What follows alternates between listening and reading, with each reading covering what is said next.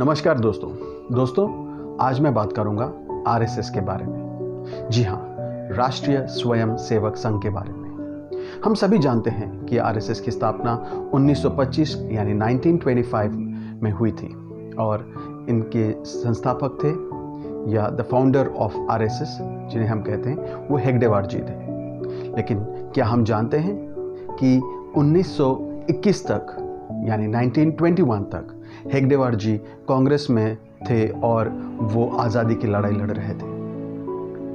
ऐसा क्या हुआ होगा कि हेगडेवार जी को कांग्रेस छोड़कर 1925 में एक ऐसे संगठन की स्थापना करनी पड़ी जो आज मेरे हिसाब से विश्व का सबसे बड़ा संगठन बन गया है। क्यों हम ये कहते हैं कि आरएसएस अंग्रेज़ों के आगे झुक गई थी और बड़ी ही संकीर्ण सोच को प्रमोट किया जिसे हम हिंदुत्व की सोच कहते हैं, और बहुत सारे ऐसे लिबरल हम कहते हैं या बुद्धिजीवी जिन्हें हम कहते हैं वो सीधा इसे आरएसएस को मुस्लिम्स के विरोध में बताते हैं, या एक छोटे से अक्षर में कहूँ तो आरएसएस को हमेशा मुस्लिम विरोधी या क्रिश्चियन विरोधी बताया गया है। क्यों? क्योंकि आरएसएस हमेशा से राष्ट्र के लिए या राष्ट्रीय हित में ही सर्वस्व लुटाता आया है। क्योंकि आरएसएस राष्ट्रीय सर्वप्रथम की सोच को विकसित करता है और उसे पूरी तरह से बैक भी करता है। जी हाँ दोस्तों, आरएसएस अगर सिर्फ हिंदू, मुसलमान या क्रिश्चियन को ही लेकर आगे बढ़ता तो मैं यकीनन कह सकता हूं कि किसी को भी इस पे प्रॉब्लम नहीं होती।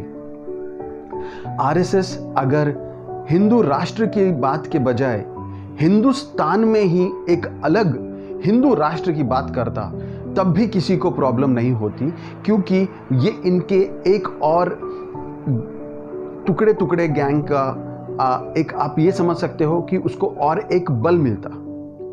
प्रिडिक्टेबली ये लोग वही कहते हैं कि अच्छा है कि संघियों को बाहर हटाओ, इनको एक अलग राष्ट्र दे दो ताकि ये वहीं पे अपना रोना रोते रहे। मगर ऐसा आरएसएस नहीं कहता।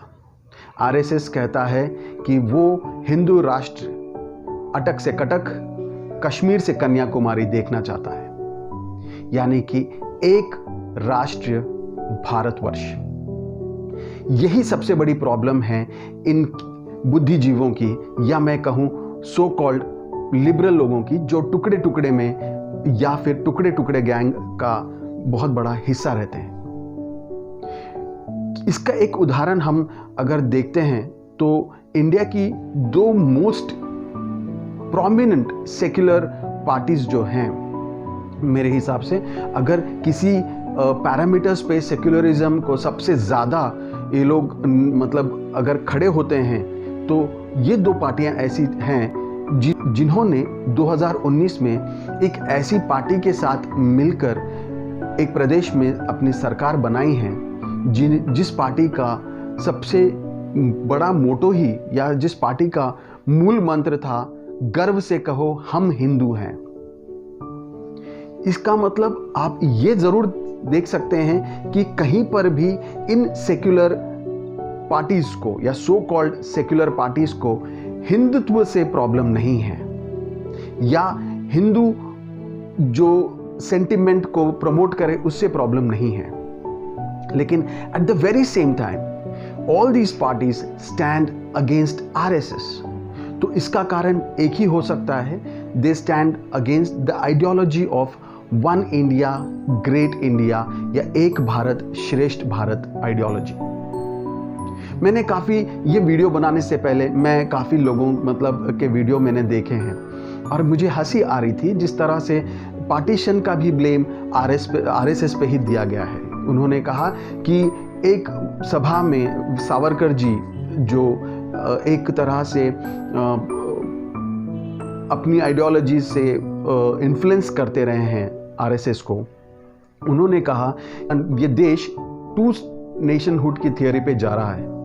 और वो उन्होंने 1937 का उन्हीं का कोई स्पीच कोट किया था, जिसमें उन्होंने कहा कि जिन्ना से पहले या वीर सावरकर जी ने इस थ्योरी को सपोर्ट किया है। चलिए दोस्तों, मान लेते हैं कि वीर सावरकर जी ने ही टू नेशन थ्योरी की बात पहले रखी थी। Two nation, Muslim and Hindus, as in one nation for Muslims, one nation for Hindus. जिन्ना से पहले अगर टू नेशन की थ्योरी सावरकर जी ने ही रखी थी, तो मैं इन सारे बुद्धिजीवियों से जानना चाहूँगा कि उनकी इस थ्योरी को आपने रिवर्स क्यों नहीं किया। आप हिंदुओं को अलग देश दे देते और सारे मुसलमान और सो कॉल्ड सेक्युलर लोग एक हिंदुस्तान में रह जाते। एक बहुत अच्छा, सभी के मुंह पे एक करारा तमाचा होता जो लोग हिंदुत्व की बात करते हैं आज। मगर पता नहीं क्यों ये सारे बुद्धिजीवी ने मुस्लिम नेशन दे दिया है और इंडिया को एक सेक्युलर कंट्री घोषित किया या सेक्युलर कंट्री की तरह प्रोजेक्ट किया।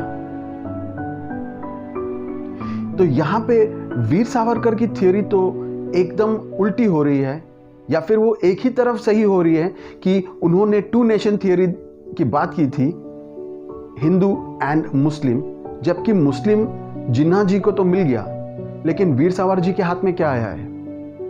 माफी वीर, यही नाम आया है ना दोस्तों। इसे कहते हैं दिल बहलाने के लिए ख्याल अच्छा है गालिब। दरअसल ना ही वीर सावरकर जी या संघ कभी देश का बंटवारा चाहते थे। वो एक लास्ट रिसॉर्ट की बात कर रहे थे, जब हमें अगर पीसफुल रहना होगा तो शायद हमें इस तरह से पीस मिल सके। ये मेरी पर्सनल व्यक्तिगत राय है, और ये राय मैंने कोई इतिहासकारों की सो कॉल्ड फ्लिम्सी किताबें पढ़कर नहीं बनाई हैं, बल्कि मैंने एक प्रैक्टिकल जो हो रहा है लाइफ को देखते हुए बनाई है। मान के चलते हैं कि 2021 मान कर चलते हैं कि 1921 तक जो हेगडेवार जी कांग्रेस के साथ आज़ादी की लड़ाई लड़ रहे थे, उन्हें 1925 में क्यों एक ऐसे संगठन की कल्पना या स्थापना करनी पड़ी।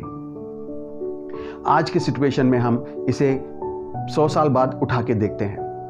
मुझे नहीं लगता कि आज ग्लोब पे कहीं पर भी अंग्रेज़ों का राज है। मुझे लगता है बहुत सारे कंट्रीज जो फ्री हुए हैं, उन्होंने भी शायद बिना खड़ग बिना ढाली अपनी आज़ादी पाई होगी, या फिर पता नहीं उनके पास कोई और महात्मा ने उन्हें आज़ादी दिलाई होगी। लेकिन अगर हम 1921 में हेगडेवार जी का कांग्रेस को छोड़कर अपनी एक अलग संस्था या संघ बनाने का जो सोच का, अगर हम रेडिकलिज्म को लेते हैं, उसको हम अगर उनके पीछे का अगर वो सोच रखते हैं, तो वो आज भी एकदम करेक्ट प्रूव होती है। सबसे अच्छा उदाहरण होगा, फ्रांस रिसेंटली एक बिल पास किया है एंटी रेडिकलिज्म पे। तो क्या जो 100 साल पहले जो सोच एक रेडिकलिज्म के लिए थी, क्या वो आज भी उतनी ही कारगर है, या फिर उन्होंने, मेरा मतलब है श्री हेगडेवार जी को उस टाइम पे ये लगा था या उन्होंने भांप लिया था कि रेडिकलिज्म फ्यूचर में एक गुलामी से ज़्यादा बड़ी प्रॉब्लम हो सकती है। तो क्या वो आज गलत, किसी भी तरह से हम उन्हें गलत साबित कर सकते हैं? या उन्होंने ये भांप लिया था कि शायद रेडिकलिज्म के वजह से भारत के टुकड़े टुकड़े हो सकते हैं, तभी उन्होंने ये सोच हम में पैदा करने की या हम में विकसित करने की ठानी होगी, जो अटक से कटक को दर्शाती है, कश्मीर से कन्याकुमारी को दर्शाती है। दोस्तों, मैं फिर से कहूंगा, आरएसएस मुसलमान और क्रिश्चियन के खिलाफ अगर होता और अगर ये वोकल होते तो ये इनके लिए, जितने भी सेक्युलरवादी लोग हैं, एक बहुत बहुत अच्छा वेपन होता।